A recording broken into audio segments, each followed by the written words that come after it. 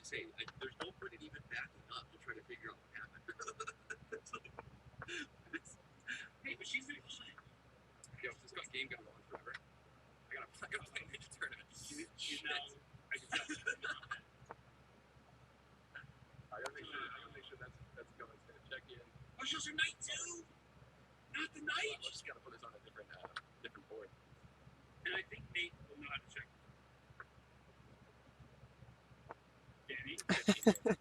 So these two were playing a game right before the tournament.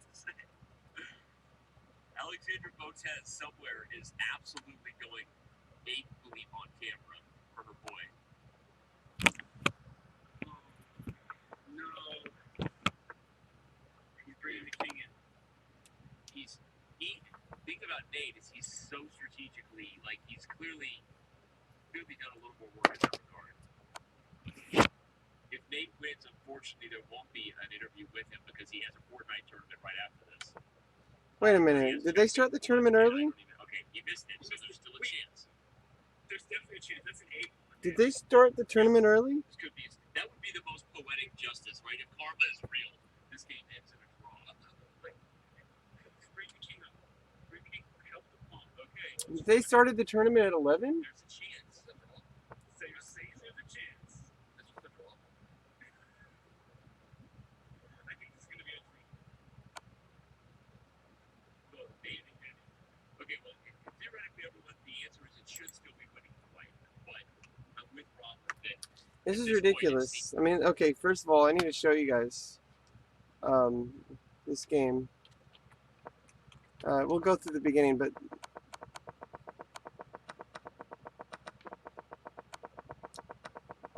so Fuslie was completely dominating, but then she gave away a queen, but she still had material. But then she allows this passed pawn.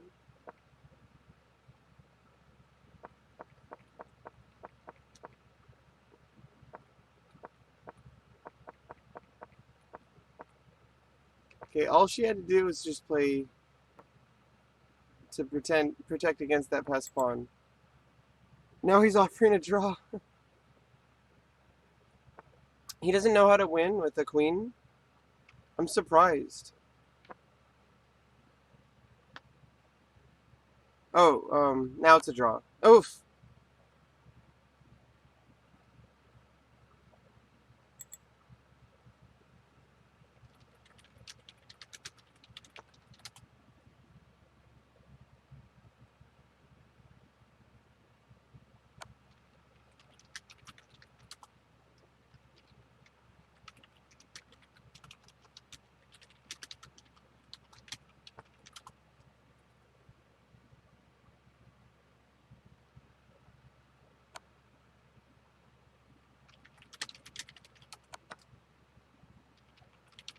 Well, there you have it. We have a draw here.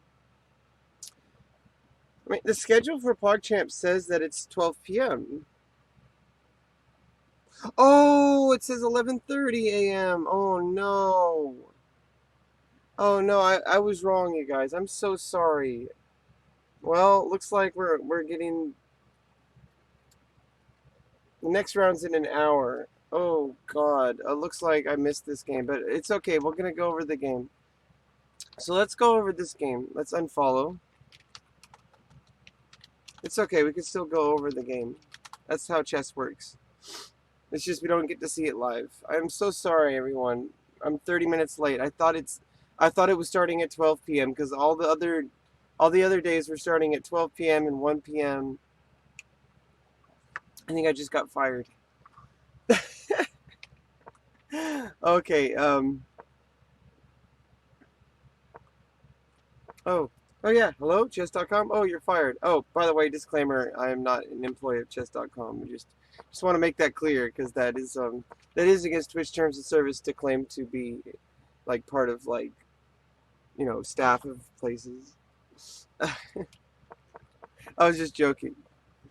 Anyway, so it looks like we have this is what, the Chigorin, oh, this is the London system here. And then we have the Chigorin variation with, I think it's the A6 is what makes it Chigorin. Not sure.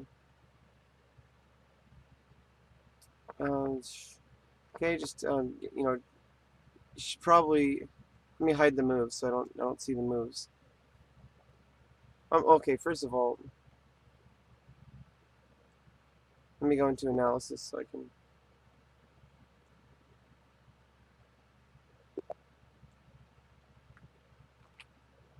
Okay, here we go. Um, I'd play here because black can always take and double up your pawns. Okay, bringing up pieces, developing. Looks like everything's fine. He's played a slight variation of what Fuseli is used to with the London system. The difference is, as you remember, for the London system, well, for any queen's pawn opening, but for most openings, the knight has a special relationship with the c pawn, the queenside knights, because well, both players do this, but more so, I feel like more so white than black, kind of, especially in queen's pawn openings. White is expecting white usually plays c4 before placing the knight on c3 because otherwise you block your c pawn in, and in d pawn openings you really want to have control over this side of the board. Okay, just getting the queen out, kind of unnecessary. Maybe you might play a3 here just to prevent any queenside play. But Fuseli's preparing to castle. She's got all of her pieces out. Nothing's undefended. Now she see the reason why she played the queen to e7, I guess, is because it's clear she's trying to defend against the bishop taking here. This is usually not great. Usually moving a bishop twice. You already moved to f4, and now you're continuing to move to g5. Usually you move to like backwards, so that you could take with the f pawn and open up your rook. Or you could capture towards the center and open up your king, but I don't think you'd want that. Getting the bishops activated, she was playing very calmly. Okay, get the rook to e1. Just gaining control over central file. So far, just like developing. Okay, opposite side castling. And usually when you use opposite side castling, you use your king pawns to push towards your opponent, to open up a pathway. Okay, and then he's just wasting tempo again. You see, he already moved here. That was one move. And then he moved here. That's two moves. And then he moved back. That's three moves. Trading off actually would not be the best plan. I don't believe. I remember I was told one time, or was listening to someone doing analysis. And generally, if you trade off, once your opponent, if they've moved a piece several times, that piece now becomes like, it's almost like they're happy to trade it off. But I don't know. I don't think that's too bad here. You double up white's pawns. It's really awkward. And of course, I'm really biased. She had a winning position. Of course, she gave it away. It really sucks when that happens. But they ended up having to draw. So I guess because Nate Hill had a Fortnite tournament right after this, which is why they started the tournament early. I feel like they got special permission for that. So I completely missed that, you guys. I'm so sorry that we didn't get to see this game live.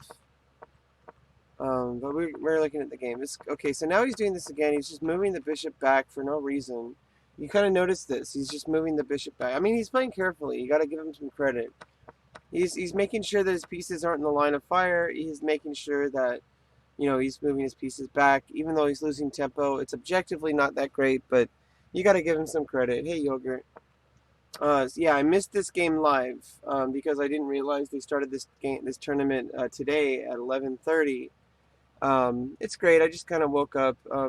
Whatever. I mean, I'm covering this game as after the fact, but at the same time, I will be back at 1 p.m. It's 12 p.m. now. I will be back at 1 p.m. to cover the next game live.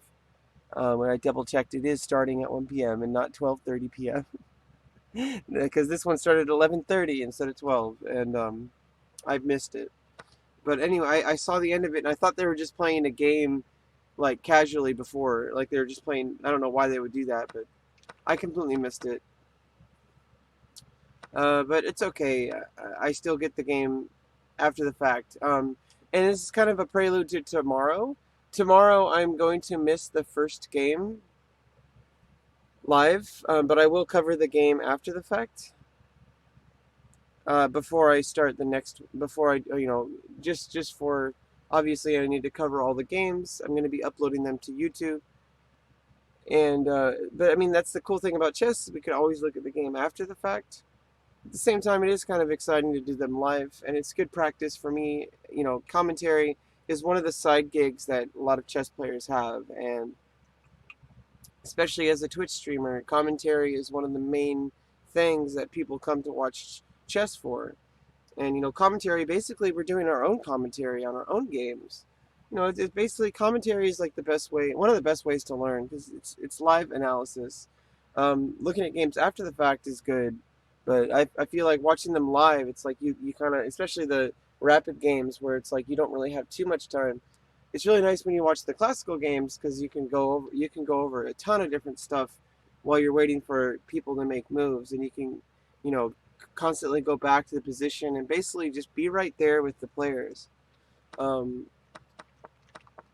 Okay, so here's where things started to change. We're definitely out of the opening now and into the middle game, because trades are starting to happen, and now we're in a position where the entire nature of the game starts to change. And so he takes the pawns, she gets the queen out of the way, he trade off. So far, so after all these exchanges, Nate's actually up 2 pawns, so he gets the pawn for free. So that's the thing about starting the trade here as black. Oh, this was unnecessary. She should not have put that there, because you lose a pawn there. But then she doesn't take the pawn back, and that really needed to happen. Takes. Oh, you can't take it back, really. I mean, you can. You would still be down a pawn. That's the way. Yeah, how could you have? Yeah, not pushing the pawn until you're ready. Maybe get another rook behind there. But at the same time, then you still have your queen. You'd like to have your rook there instead of a queen. So that kind of sucks. Then he's trading off material. He's playing good chess here. At some point, he loses material. And we're trying to see that. Hey, darling.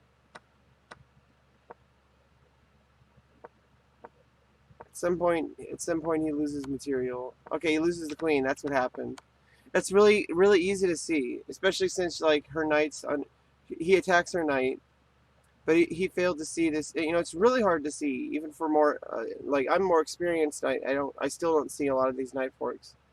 Yeah, they drew, even though she was winning. Really easy to miss these forks. Yeah, sorry I didn't miss it. I missed the game live. I mean, you saw it on chess.com, so that's fine. I missed it. I was going to do it live and then upload it later to YouTube for posterity. That's basically what I've been doing this tournament. Is obviously I'm not expecting people to watch my stream, because obviously the live chess.com is going to be the top. At the same time, though, I feel like watching these live is really important. It's good practice, and also my microphone's too loud. I forgot I had it up like all the way last night, because I was like trying to talk quieter. It's good practice because for stuff like that, but also it's like I want to have the feeling of like watching it live, and I missed it because I for some reason I thought it started at 12. It's because all the previous days it started at either 12 or 1, and so I missed that small detail. I'm really stupid. But yeah, she's completely dominating at this point, and then she even gets a second queen. But then where did we go wrong here? She should have just taken this queen. That would have made things a lot easier. And then you could just take this pawn. Next match is at 1 p.m. Yeah, well, I think it's because Nate Hill had a Fortnite tournament starting like right about now. So he must be really happy for the draw because he was completely losing at this point. All Fuseli had to do was just take the queen after king takes. Then you play queen h5. And even at this point, she still could have done that and then taken the pawn. He offered to draw twice and she declined. I don't think she understood that queen versus queen is a draw because she did get a queen somehow. I don't know how she got a second queen. Like, how did this even happen? Okay, that's why. But yeah, he kept playing and then obviously forced draw. That really sucks. It's like you see like these newer players, they don't quite understand like queen versus queen is 100% draw, and like there's just certain things. I mean, you learn this with experience, and hopefully they'll learn this just from playing this game. It has to happen at some point where you just like I feel like a lot of people start to feel like shame sometimes from their coaches. I don't think they're getting that. I think they're getting really good coaching treatment because a lot of people, especially in previous in previous like 90s, 80s, 90s, just previous generations come from like a different attitude of coaching where it's just like I don't know. I feel like there's this elitism in chess that should not be there. Well, first of all, you could just check here, and then you just trade off. That also works. Whereas the first time you could have taken, you could have either taken the queen with check and then take the pawn, and then there's absolutely no way Nate could have won. I don't know how much time she had on the clock at that point, but he had a mate in 4 at the end. He did. He missed this. He allowed this pawn to promote. And right now, yeah,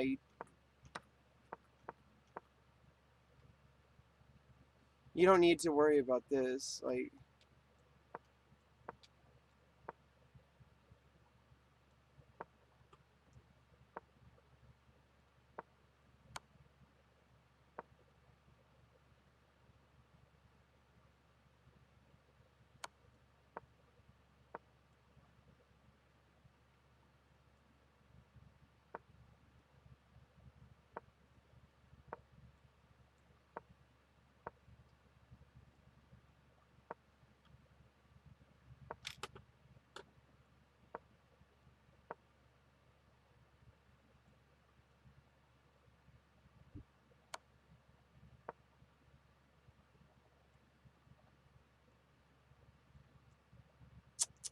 how are you going to prevent stalemate in this position?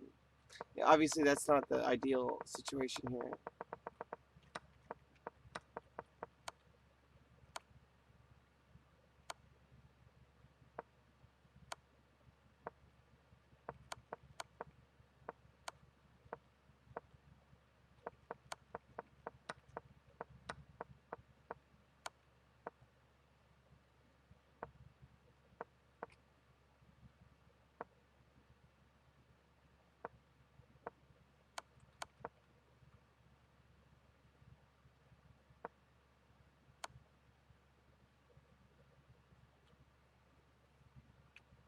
Yeah, I mean, there's lots of ways this could have gone.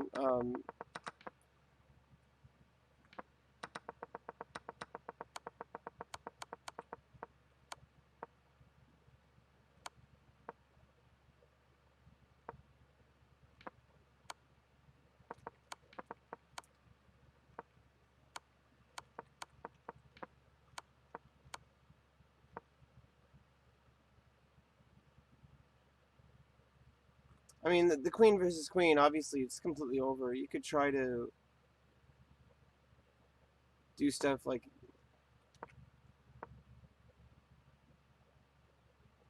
Okay, in this situation, okay.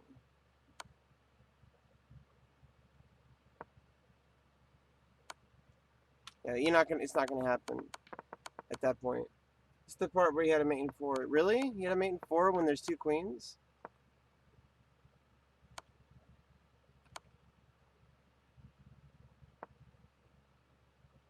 Oh, because now you can't check with the... No. Oh, there you go. Yeah. Because if you just bring the king here, you just have to bring the king here, and you can't check. You can't check here. Oh. Oh no, this would have been stalemate.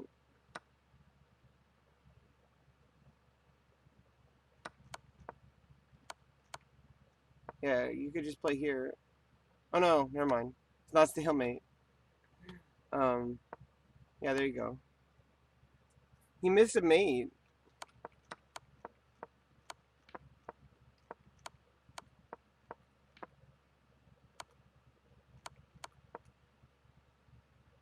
Yeah, all you had to do was play king b3.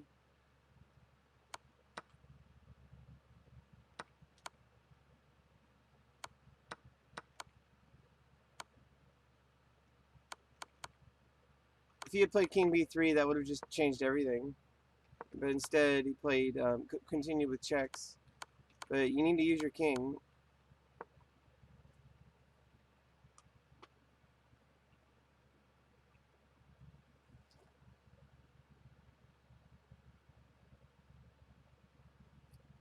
Oh, queen a4 check is the best bet. Okay, yeah, there we go. King takes e4, and then king a1, king a3, king b1, and then, you know, queen d1 mate. Oh no, oh no, queen b2 mate is better. Which one's better, queen d1 mate or queen b2 mate? Which one's better? Uh, yeah, okay, so queen a4 check was the best chance there. I mean, it not really best chance. It's just, it's the one that extends the game the longest.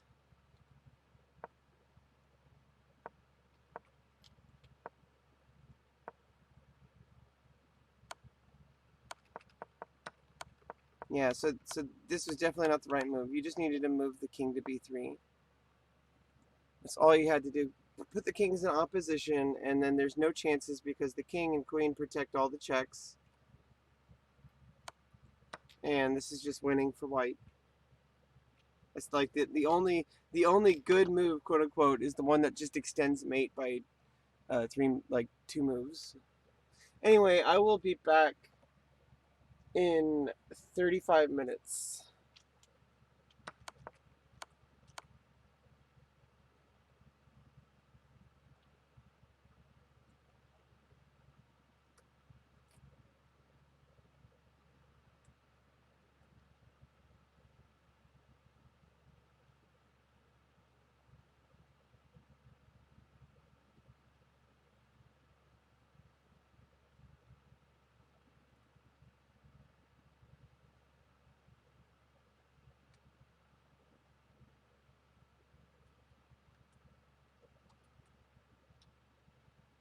Okay, be right back.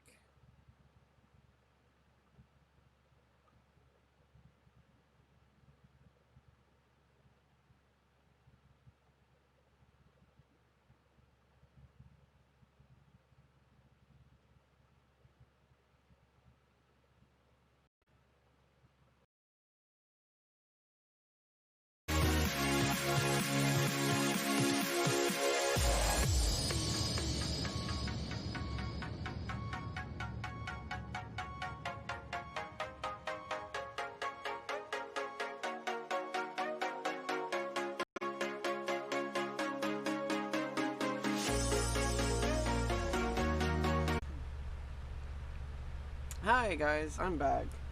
Yeah, so a little bit odd today. Whoops. That's loud. Oh. Okay, so a little bit odd today because I didn't realize the tournament started at 11:30 today rather than 12, so that's a little bit odd. I'd have to say, but it's okay. We looked at the game anyway. Obviously not ideal. So tomorrow The tournament does start at 1 p.m. However, I think I'll be missing the first game.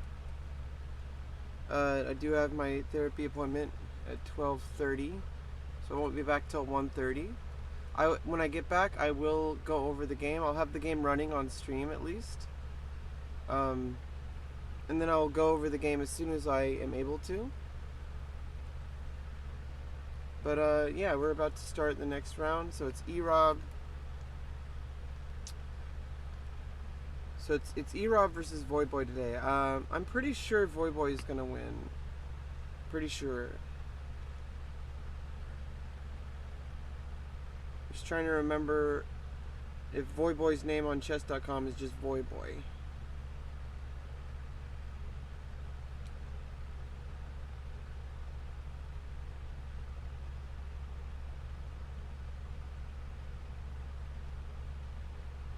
Wow, and we got all the everyone else like Ludwig and It's Slicker. I think they're both grinding right now on chess. That's pretty cool.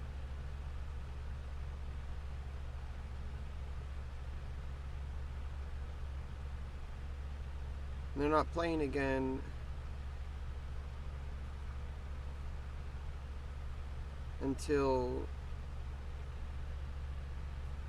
Ludwig's not playing next until June 14th.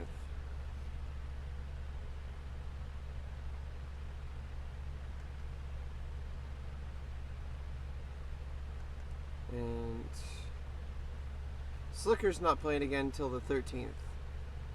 So they're like practicing right now. Pretty sure. I can't believe like I don't know why I didn't like write down everyone's chess name so far. It's just I was hoping I would just remember.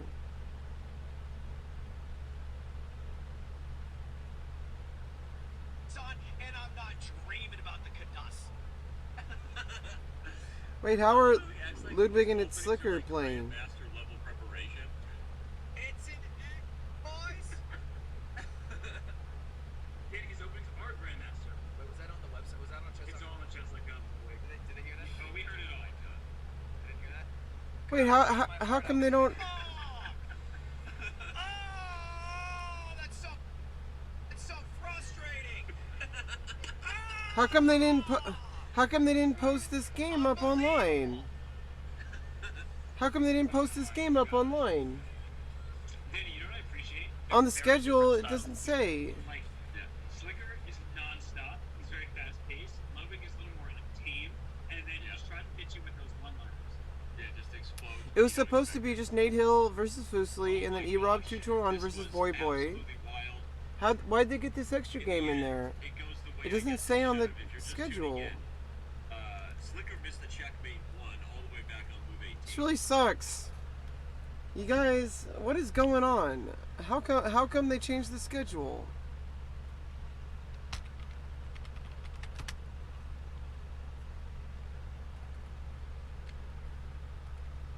It's ridiculous. Oh God.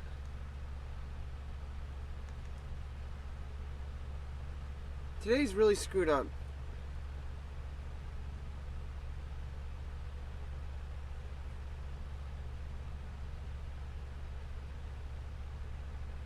Take it where he wants it to go. Yeah, we're all victims to the conversation of Alright, so GM Slicker. Oh, how do I see the game? Oh, can I not see the game now? I can't even see the game?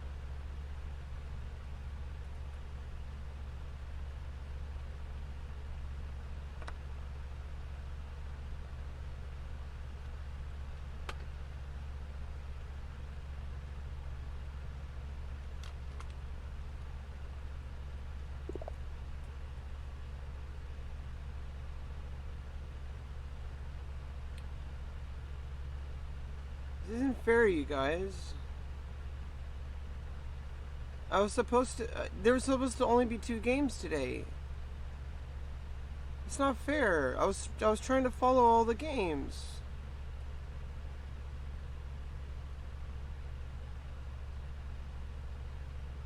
And now I can't even find the game.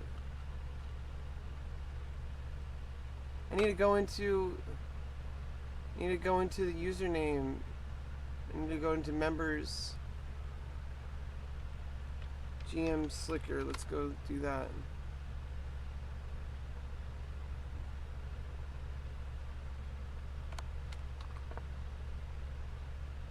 This is really fucked. This is ridiculous. Like, this is just ridiculous. There's supposed to only be 2 games today. There's supposed to only be 2 games, and the whole schedule's changed.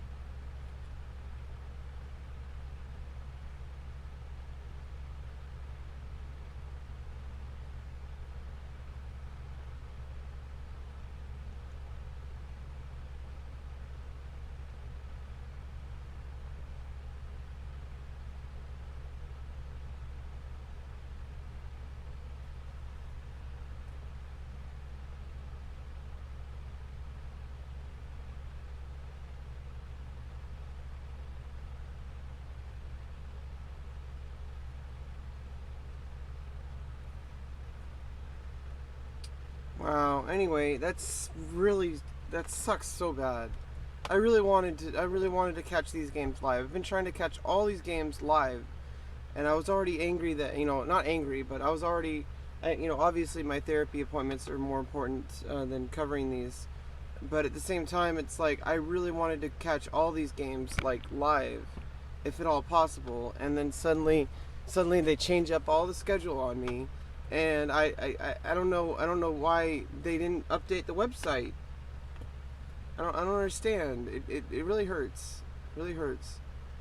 I looked at the website and it said that there's only 2 games today. And now when's the next game gonna start? I don't even know now. Is it gonna start at 1:30 now? I mean, what? He started with H4? What? So okay, so this game's already ridiculous.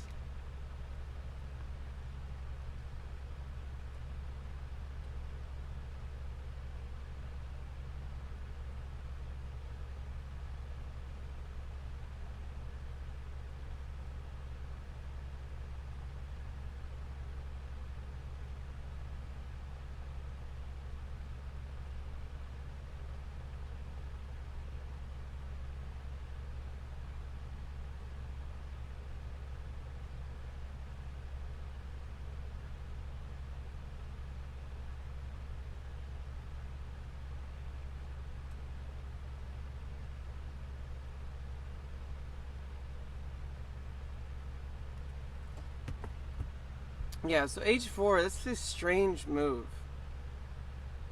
I don't know what he was thinking. Was he just thinking of throwing him off with some opening preparation? Although, judging by Slicker's gameplay so far, this could have gone either way. Okay, so Slicker won, apparently. This takes away all the surprise. I know all the information, and it just sucks so much. Okay, so E5. He's following the principles, going for the center, and then pushing the pawn again. Was he watching Leela Zero? Is this why he's doing this? Was he watching the computers play? I wonder if he actually did some preparation with 1H4, and thought of just pushing to h5. Or maybe he's just trying something for some reason. You know, developing a bishop, pinning the pawn, so now you can't move this pawn. This is kind of unnecessary. I mean, this is kind of overstepping your boundaries though, because you could always just play a3. You go backwards, and then you're going to be moving here anyway. Okay, developing a knight, but e4 could be played. Okay, just defending the pawn. Pushing the pawn yet again. Knight or pawn takes. It does allow a rook lift. Excuse me. If black ever moves knight of 6, then the rook can take on h6. So that is something here. Okay, moving the bishop back. And here we see the pawn moving to d4, attacking the pawn on e5. If pawn takes. Obviously, black would not want to start trades here. b4 is coming at any time, but probably not anytime soon. I would think you'd still need to castle. And you're probably, this is like white's structure is just completely ruined at this point. Like you can't develop, you can't get your pieces out. I mean, you got to play e3 to defend the pawn. I mean, you don't have to, but I mean you do, because this is pinned. Maybe you can play bishop d. Oh. Looks like I can't make moves.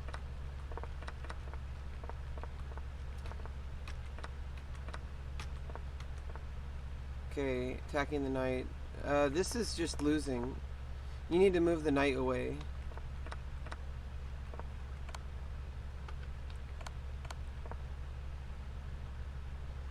Yeah, and now white's down a piece, so Slicker up a piece at this point. I'm actually kind of surprised, because so far GM Slicker, he's been playing decently, but I wouldn't really say that like he's been playing super like accurately. But this game he's playing very accurately. He's just going in for attacks. He has his queen backed up. His queen's completely in his territory. This just loses the queen. That's the only legal move. You should have taken with the queen. That would have been checkmate.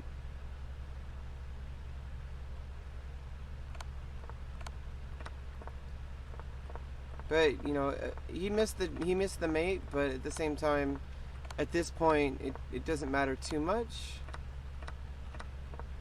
because he's getting all the other pieces into the game. He's playing a little bit sloppy, but sloppy's okay. Sloppy's okay as long as it gets the job done.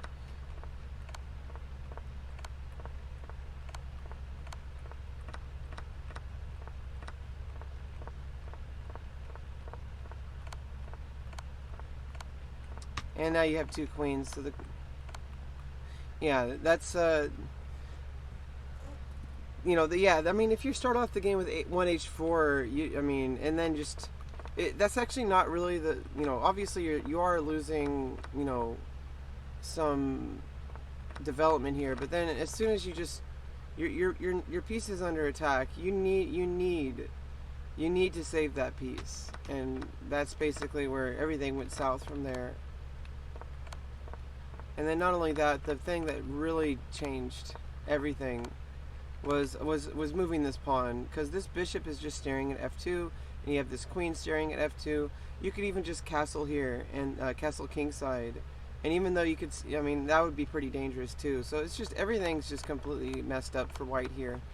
I would say, if you're gonna play a move like h4, at least try to play somewhat solidly everywhere else. So poor Ludwig just did not play very smartly, unfortunately. This is why, openings are, memorizing opening lines is not too important, but this is just not following any opening principles at all. You at least want to play one of these 4 openings. You want to play towards the center. This one just completely accomplishes nothing. And unless your name is Alpha Zero or Leela Zero or Stockfish, I would not recommend playing h4 as your first move. And then of course, if your piece is under attack, this is really the losing move. Like this is, you know, it does present opportunities for white, because playing this, opening up this H file, does open up the rook. So there are ideas, such as if black plays knight f6, now you could just play rook takes h6, and your rook's on the 6th rank. So that is something. But when your piece is attacked and you let it happen, that is just completely something you cannot come back from. Even though black's doing really well in this position, you know, even after knight f3, even after you save the knight. I mean, you could also play knight b3 here. But even after that, I mean, not saving the piece just results in just completely losing the game.